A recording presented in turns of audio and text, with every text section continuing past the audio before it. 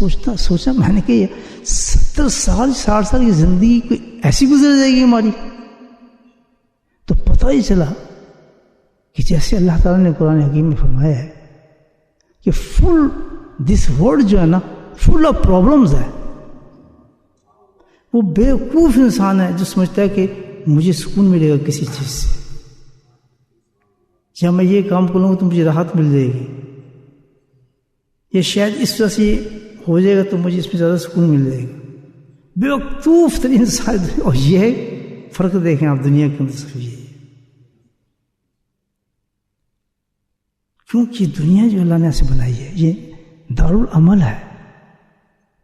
اس کے اندر تو سکون تلاش کرنا سب سے بڑی بیوقوفی ہے کہ مجھے پرابلم نہ ہو، مجھے پریشانی نہ ہو. ہر ایک کی زندگی جو ہے پرابلم سے بھری ہوئی ہے. معاشی پرابلم ہے، گھر کے پرابلم ہیں، بیماریوں کی پرابلم ہے، صحت کے پرابلم ہیں، بچیوں کی پرابلم ہے، نوکری کی پرابلم ہے، دوستوں کی پرابلم ہے، رشتہ داروں کی پرابلم ہے. فل وتھ پرابلمز ہماری زندگی پھنسی ہوئی ہے. اب گزارتے ہم کیسے اس لائف کو کیسے گزاریں، یہ کوشچن ہے.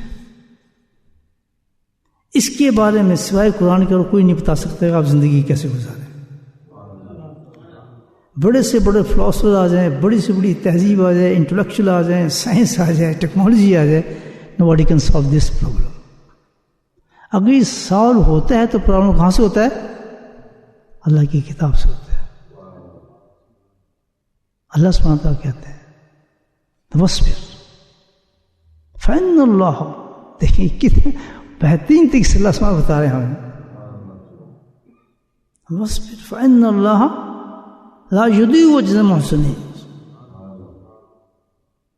کہ یہ زندگی جس تک گزارنا چاہتے ہو، 5 منٹ میں پسینے آ گئے ہو منزل تک پہنچنے کے لیے، تم صحیح نہیں گزار سکو، بہک جاؤ گے.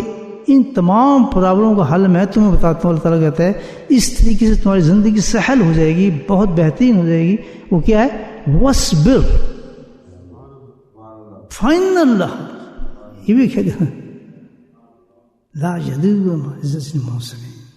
چھوٹی سی آیت ہے لیکن پوری زندگی کا مسئلہ حل ہو جاتا ہے اس پر. کتنی پرابلم ہمیں آ رہے ہیں دنیا کے اندر، جو میں بتا رہا ہوں ہمیں آتے ہیں. ہم اس کو کیسے سالو کرتے ہیں؟ ہم ان سارے پرابلم کو سالو کوشش کرتے ہیں کہ ان سے گیٹ ریڈ کرنے کے لیے do what you want to do it. یہ سیلف ہونا چاہیے. مجھے آج میرا یہ مسئلہ حل ہونا چاہیے. اس مسئلے کو حل کرنے کے لیے ہم کیا کرتے ہیں؟ یہاں بہک جاتے ہیں، ادھر بہکتے ہیں.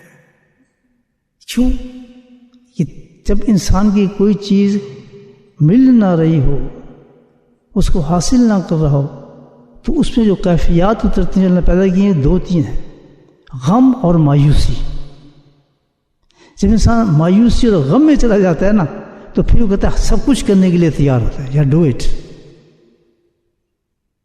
پھر وہ اس چیز کو قتل بھی کرے گا، ظلم بھی کرے گا، لڑائی بھی کرے گا، جھگڑے بھی کرے گا، فساد بھی کرے گا، پر کہتا مجھے یہ چیز چاہیے، میں کسی طرح اس چیز کو حاصل کرنا ہے. وہ ہر اخلاقی قدریں جو ہوتی ہیں اس کو سپیل کرتا چلا جاتا ہے. میری بات سمجھ رہے ہیں آپ لوگ؟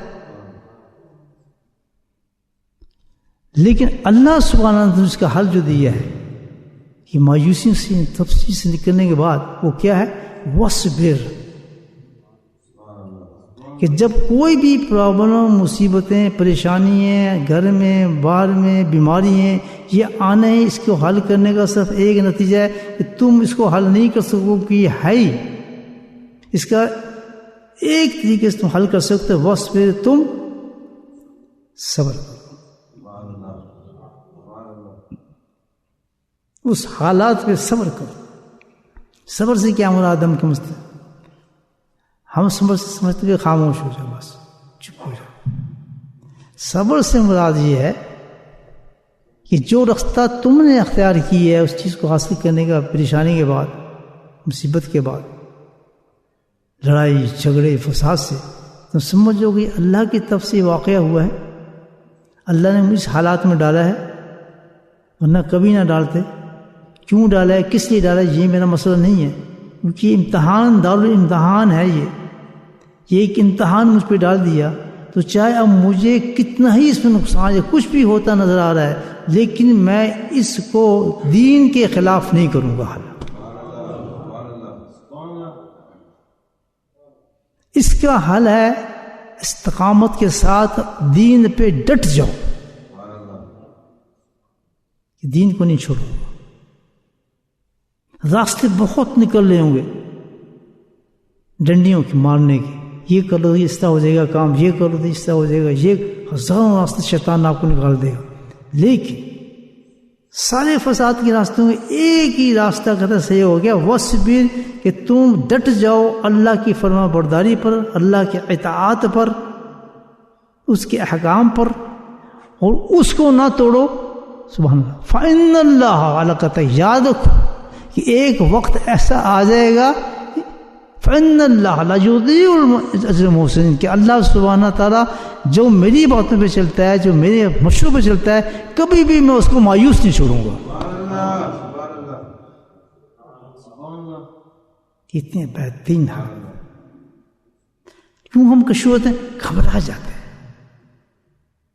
پریشان ہو جاتے ہیں، اب کیا ہوگا یار، یہ تو بڑا مشکل ہے، ایسے کیسے ہو سکتا ہے، یہ نہیں۔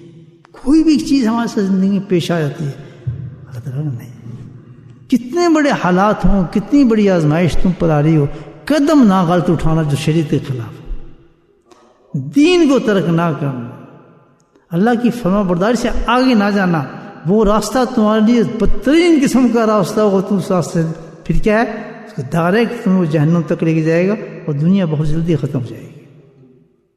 اب اس مقام کو لینے کے لیے سب سے پہلے چیز کیا چاہیے ہمیں، کہ انسان میں یہ تحمل پیدا ہو جائے، گھبراہٹ ختم ہو جائے، پریشانی، او مر گئے، لٹ گئے، کیا ہوگا، فلاں ہوگا، بیماری کے ہاتھ میں لوگ چیختے ہیں۔ صبر سے ایک پوائنٹ میں آپ کو سمجھا دیتا ہوں، صبر سے مراد یہ نہیں ہے کہ آپ ہم چپ بیٹھے ہیں بس چپ صبر ہو جائے، اس کو صبر کہتے ہیں، نہیں، صبر کرتے آپ کسی امتحان میں اگر آ گئے ہیں تو اس کا اظہار کرنا بے صبری نہیں ہے، نہیں سمجھے آپ؟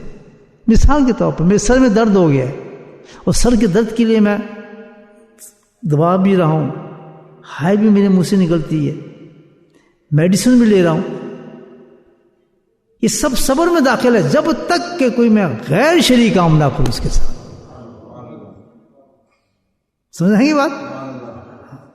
صبر یہ نہیں چپ ہو بیٹھ جاؤ، نہیں، رونا بھی آئے گا، آپ کو تکلیف ہے، رونا بھی آئے گا، کوئی انتقال ہو اس پہ رونا بھی آئے گا، فطرت انسان سب کچھ ہے۔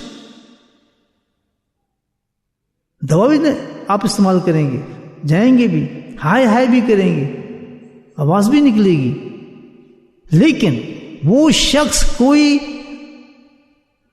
غیر شرعی کی طرف نہیں جائے گا، غیر طریقے کی طرف نہیں جائے گا۔ مثال کہتا ہے کہ جی سر میں آپ کو درد ہے، ٹھیک ہے میں بتاتا ہوں، فلاں ہندو بیٹھا جی اس کے پاس ایک منتر ہے، وہ آپ کر دے گا صحیح ہو جائے گا، ہاں یار کر دو، ایک چلا گیا، سر کا درد صحیح کرانا ہے، شریر سے چھوڑ دیا اس نے، سمجھ بات آپ؟ لیکن ایک شخص کو ہوتا ہے نہیں بھائی درد ہو رہا ہے، اس کی جو شدت کے راستے علاج کراؤ، کسی حکیم کے پاس جاؤ، دوا لے لو، پھر توکل کرو اللہ تعالیٰ صحیح کرے نہ کرے، میں مطمئن اس چیز سے۔ میرے ساتھ زندگی میں کوئی واقعات، آپ کے ساتھ کوئی واقعات ہو گیا زندگی کے اندر، معاشی ہو گیا، اولاد کا ہو گیا، بیوی کا، بچوں کا ہو گیا، سالو کریں اسی طریقے سے، ویری ایزی وے، اپنی خواہشات پہ سالو کرنے کی کوشش کریں گے، کبھی نہیں ہوگا۔ تو اس کا مطلب صبر کا سمجھ جائیں، صبر کا مطلب یہ نہیں کہ آدمی بس چپ ہو کے بیٹھ گیا، رونا تو آئے گا، بھوک لگے گی تو حافظ کہے مجھے بھوک لگ رہی ہے، مجھے پریشانی ہے، اور اس کی طرف بھاگے گا بھی حل کرنے کے لیے، لیکن اس کا دائرہ جو ہوگا وہ کہاں تک ہوگا کہ حرام کی طرف قدم نہیں اس کو اٹھے گا، اللہ کے احکامات کو نہیں چھوڑے گا، دین کو نہیں چھوڑے گا، نمازیں چھوڑ کے وہ کام نہیں کرے گا، حرام طریقے سے وہ کام نہیں کرے گا، جائز دائرے میں اللہ بالکل یہ صبر ہے، اس چیز کو سالو کر، پھر اس کے بعد بھی نیکسٹ مقام کیا ہے صبر کا؟ کہ اس کے باوجود بھی اس کو پورا بھروسہ ان چیزوں پر نہیں ہے وہ جو اختیار کر رہا ہے، دوائی یا جو کچھ بھی کر رہا ہے جس سے اس کا مسئلہ حل ہو سکے، نہیں، وہ سب کچھ اختیار کرنے کے باوجود بھی پھر اس کا جو اصل دھیان ادھر کدھر ہوگا؟ توکلت علی اللہ، پہلی چیز سب سے ایمان۔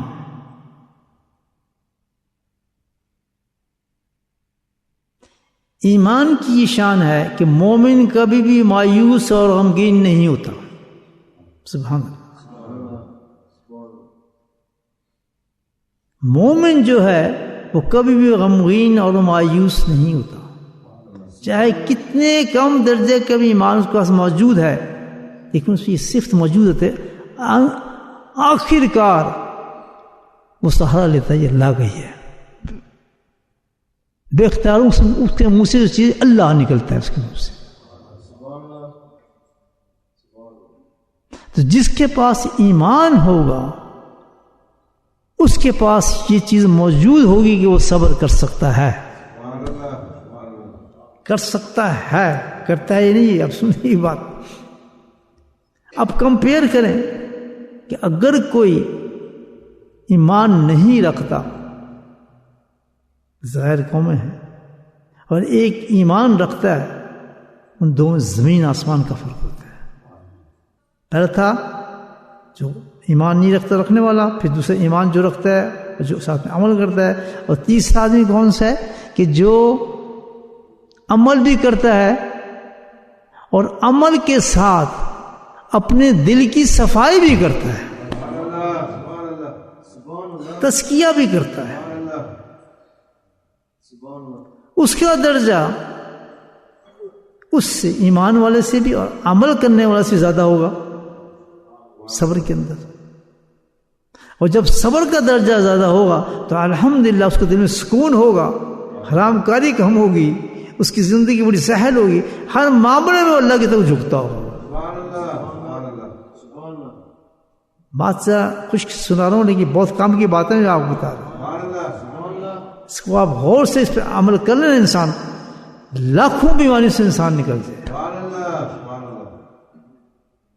فتنوں سے نکل جائے، جہنم کی آگوں سے بچ سکتا ہے انسان، کیونکہ وہ قرآن ہی آتا ہے، یہ بس پھر فإن اللہ، یہ قرآن اللہ تعالیٰ بتا رہا ہے علاج، میں تھوڑی بتا رہا ہوں، ہم بھول چکے ہیں اس بات کو، تھک جا کے نیند کی گولی ہیں، فلاں کی گولی ہیں، ایک ہی گولی ہیں، سبحان اللہ، حسبنا اللہ و نعم الوکیل کی گولی کھائیں تو اصل گولی ہے۔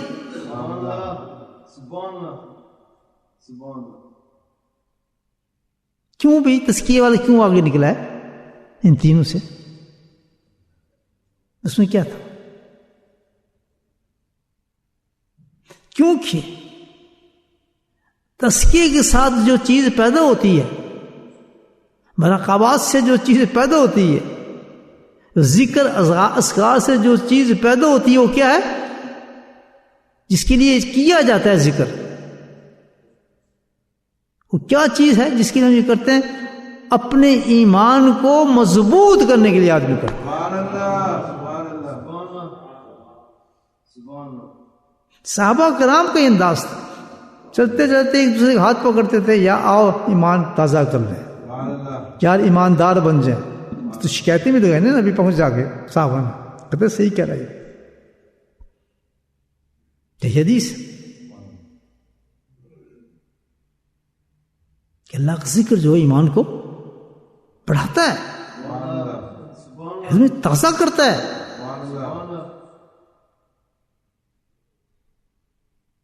تو جب انسان ذکر کرتا ہے، ذکر کا ڈائریکٹ تعلق اس کے قلب سے ہوتا ہے، اور قلب جو ہوتا ہے وہ ڈائریکٹ ایمان سے تعلق رکھتا ہے، تو پھر اس کا ایمان بڑھنا شروع ہو جاتا ہے، اور جتنا ایمان مضبوط ہوگا، جتنا ایمان مضبوط ہوگا تو وہ آپ کو سب سے ایک ہی کام کرے گا، مضبوط ایمان ہو گیا، وہ گھسیڑ کے آپ کو اللہ کی طرف لے جائے گا۔